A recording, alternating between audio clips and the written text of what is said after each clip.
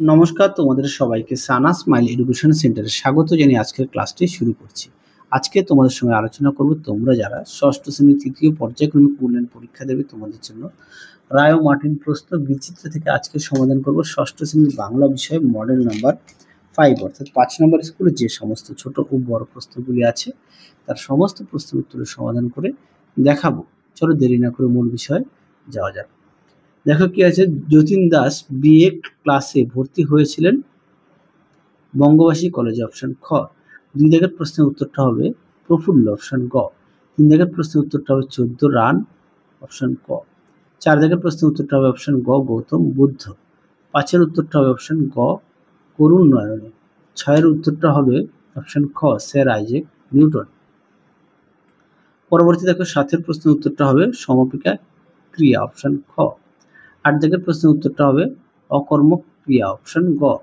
9-এর উত্তরটা হবে ঘটমান বর্তমান। 10-এর উত্তরটি হবে 5 প্রকার। অপশন গ। 11 দাগের উত্তরটা হবে অপশন গ। পরবর্তী দেখো কি আছে, যতীন্দ্রনাথ দাশের পিতার নাম কি? বঙ্কিম বিহারী দাস। পরেরটা দেখো, কে ক্লাসের প্রত্যেকের কাছ থেকে রচনার খাতা সংগ্রহ করেছিলেন? উত্তর লিখবে হরিপদ। পরবর্তী দেখো, পকেট থেকে ক্রিকেট আইনের বই কে বের করেছিল? উত্তর লিখবে ননিদা। 4-এর প্রশ্নের উত্তরটা হবে মিস্টার সন্ডার্সকে। পরবর্তী দেখো কি আছে 3 দাগের, ন্যায়ের বিধান কে দিয়েছিলেন? উত্তরটা লিখবে রঘুমণি। 3-2 দেখো, এক ভারতের ঠাঁই কাজের? উত্তর লিখবে হিন্দু মুসলমান 2 সহোদর ভাইয়ের। কুড়িয়ে তোলা ঝিনুকগুলি কেমন? উত্তরটা লিখবে নানা রঙের নকশা আঁকা। 4-এ দেখো উত্তরটা লিখবে ছায়াময়। পরবর্তী দেখো কি আছেন, হিজিবিজ কি শুনে বিষম হয়েছিল? এটা তোমাদের হজবরল বইতে 24-28 পেজে আছে। হ্যাঁ, একটু দেখে নিও। পরবর্তী দেখো, নালিশ বাতলাও কথাটি কে বলেছিলেন? উত্তরটা লিখবে পেঁচা। পরেরটা দেখো, এই প্রশ্নের উত্তরটা লিখবে 4 আনা। পরবর্তী দেখো কি আছে, মৌলিক ধাতুর অপর নাম কি? উত্তরটা লিখবে একদল ধাতু। পরেরটা উত্তরটা লিখবে আ। 5-এর 3 লিখবে তারা পড়ছে। পরেরটা দেখো, যৌগিক ক্রিয়া কাকে বলে? দেখো প্রশ্ন উত্তর।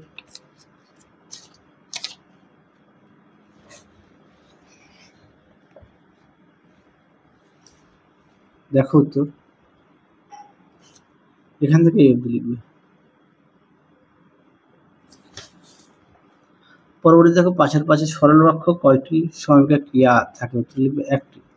5-এর 6 দেখো প্রশ্ন উত্তরটি হবে সকলে সাদা খাতা খুলে একটি বৃত্ত আঁকে। পরবর্তী দেখো কি আছে, এই প্রশ্নের উত্তরটি তোমাদের পাঠ্য বই থেকে দেখে নিও। পরটা দেখো, পরবর্তী প্রশ্নটা দেখে নাও।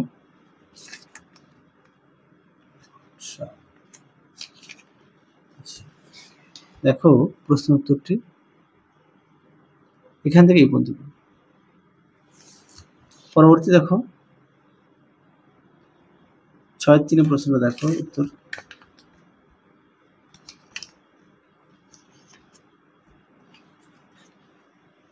দেখো উত্তরটি,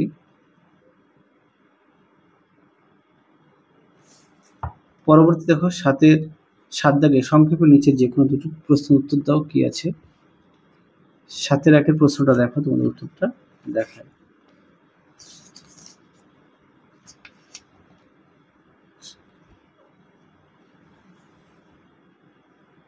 দেখো উত্তরটি তোমরা এখান থেকে এই অবধি লিখবে। পরবর্তী দেখো 7-এর 2 প্রশ্নটা দেখো,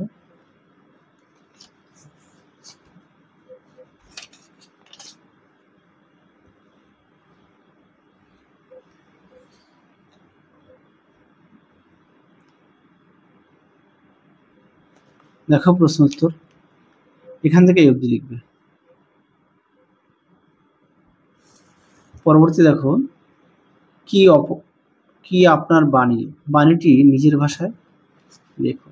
দেখো প্রশ্ন উত্তর।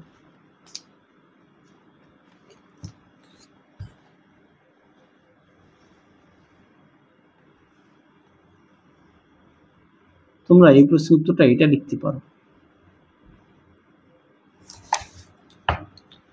পরবর্তী প্রশ্ন দেখো 8-এর 1-এ এই প্রশ্নের উত্তরটি হজবরল বইতে 34 পেজে আছে, একটু দেখে নিও। পরেরটা দেখো, 44 পেজে আছে হযবরল বইতে, একটু দেখে নিও উত্তরটি। আমি তোমাদের পেজ নাম্বার দেখিয়ে দিলাম। পরবর্তী দেখো 9 এর 1 দাগের প্রশ্নটা দেখো, উত্তরটা দেখাই। প্রশ্নটা একটু দেখে নাও। তোমরা উত্তরটি এখান থেকে লিখবে পড়ে নিয়ে, তোমরা আরেকটু ছোট করে লিখবে পড়ে, আর অবশ্যই পাঠ্য বই খুঁটিয়ে পড়বে সমস্ত বিষয়। পরবর্তী দেখো 9-2 কি বলেছে, তার বলতে কার কথা বোঝানো হয়েছে, উত্তরটা লিখবে সুধীর বাবু। পরেরটা দেখো, আচ্ছা অভিনব সমস্যাটি কি, সমস্যার সমাধানে তিনি কিভাবে করেছিলেন, দেখো প্রশ্ন উত্তর।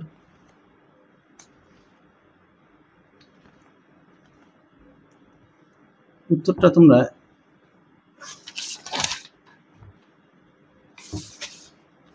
দেখে নাও, এখান থেকে এই পর্যন্ত লিখবে। পরবর্তী দেখো 9-3 দাগের প্রশ্নটা একটু দেখো, তোমাদের উত্তরটা দেখাই। প্রশ্নটা একটু দেখে নাও।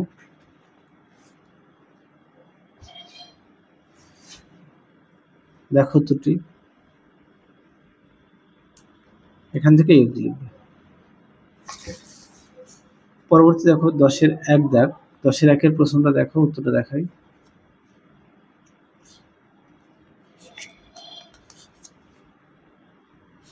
দেখো উত্তর।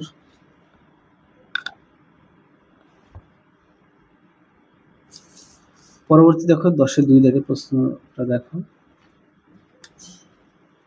তোমরা বিশেষ সংক্ষেপ নামকরণটা লিখবে। পরবর্তী দেখো দাগ দেওয়া আছে লিখবে। 10-এর 3 দাগের প্রশ্নটা দেখো,